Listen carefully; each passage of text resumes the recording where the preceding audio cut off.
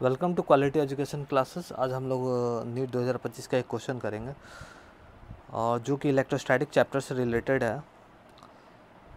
तो ये problem basically मेरा कूलम्ब्स लॉ से है। तो कूलम्ब्स लॉ, अगर आपको कॉन्सेप्ट क्लियर है कूलम्ब्स लॉ का, तो आप इस प्रॉब्लम को आसानी से सॉल्व कर सकते हैं। तो यहाँ पर इन्फॉर्मेशन क्या होगा कि two identical charge conducting sphere A and B have their centre separated by certain distance.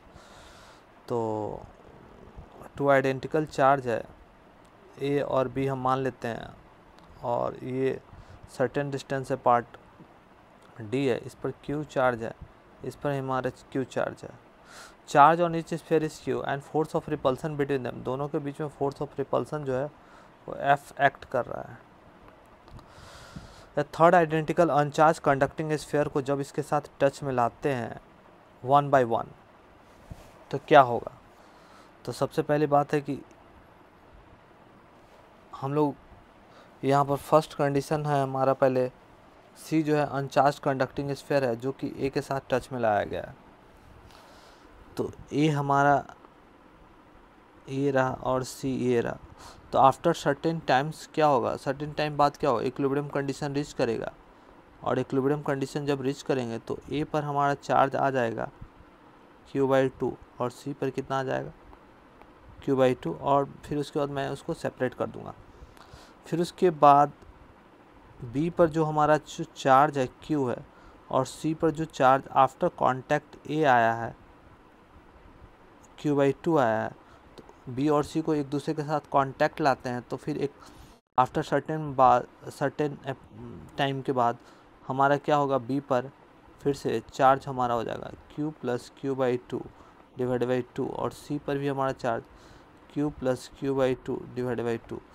तो ये हमारा हो जाएगा, इसका वैल्यू आ जाएगा 3Q/4, इसका भी हो जाएगा 3Q/4। अब मैं क्या, फर्स्ट कंडीशन में ये है हमारा दे रखा था कि F फोर्स जो है रिपल्सन फोर्स दो चार्ज पार्टिकल्स के बीच में एक्ट कर रहा है। तो F = हम लोग लिख सकते हैं KQ × Q/d²। तो इसको लिख सकते हैं KQ²/d²। अब ये न्यू कंडीशन जो आया है, उस न्यू कंडीशन में मैं बात करूं तो न्यू कंडीशन में ए पर जो चार्ज आ गया हमारा कितना आ गया Q/2, कितना आ गया Q/2, और बी पर कितना चार्ज आ गया 3Q/4। सेम कंडीशन है, सर्टेन डिस्टेंस से पार्ट है, सेंटर टू सेंटर है। यहाँ पर फोर्स ऑफ रिपल्सन एक नया एक्ट करेगा जिसका हम नाम बोल रहे हैं F'। तो न्यू फोर्स ऑफ रिपल्सन आपको निकालना है। सर्टेन डिस्टेंस से पार्ट है, डी मान लीजिए, इन दोनों के बीच की दूरी है। तो F' = हम लोग क्या लिख सकते हैं, F' = लिख सकते हैं KQ/2 × 3Q/4/d²। तो इक्वल टू हम लोग क्या लिख सकते हैं 3/8 KQ²/d²। चूँकि हमको इनिशियली क्वेश्चन में गिवन है कि जब दो चार्ज पार्टिकल्स के बीच में फोर्स जो लगेगा, इनिशियल फोर्स ऑफ रिपल्सन को F से बात करते हैं, और F = KQ²/d जो कि हमारा F है। तो हम क्या करते हैं, KQ²/d को हम लोग F लेटर से रिप्लेस कर देते हैं। तो कितना हो जाएगा 3F/8। तो न्यू मेरा फोर्स ऑफ रिपल्सन जो आया वो 3F/8 आया। तो ये काफ़ी ज़्यादा इम्पॉर्टेंट क्वेश्चन था और सिंपल क्वेश्चन था। अगर कूलम्ब्स लॉ का बेसिक कॉन्सेप्ट क्लियर है और चार्ज ट्रांसफ़र ड्यूरिंग कांटेक्ट कैसे होता है उसका अगर कॉन्सेप्ट क्लियर है, तो आप इस प्रॉब्लम को इजीली सॉल्व कर सकते हैं।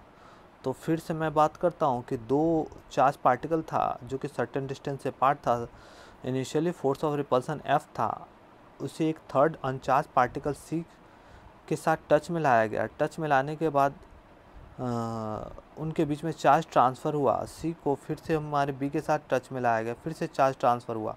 फाइनल A और B को सेम सिचुएशन पर रखा गया जो कि इनिशियल कंडीशन था। उसके बाद न्यू फोर्स ऑफ रिपल्सन आया जिसका वैल्यू हमारा KQ/2 × 3Q/4 divided by D square. तो इसको सॉल्व करने के बाद मुझे 3/8 KQ² आया। तो KQ² ऑलरेडी मेरा इनिशियल कंडीशन पर F था, फोर्स ऑफ रिपल्सन, जिसके कारण मैं उसे रिप्लेस कर दिया और new F' equal to 3F/8 आ गया। तो इस तरह से मैंने नीट 2025 का एक क्वेश्चन बहुत इजी वे से सॉल्व किया। और हमारे चैनल पर नीट और JEE मेंस के PYQ को डिस्कस करते रहते हैं। हमारे चैनल को आप लोग लाइक कीजिए, सब्सक्राइब कीजिए। मिलते हैं नेक्स्ट वीडियो में। थैंक यू, धन्यवाद।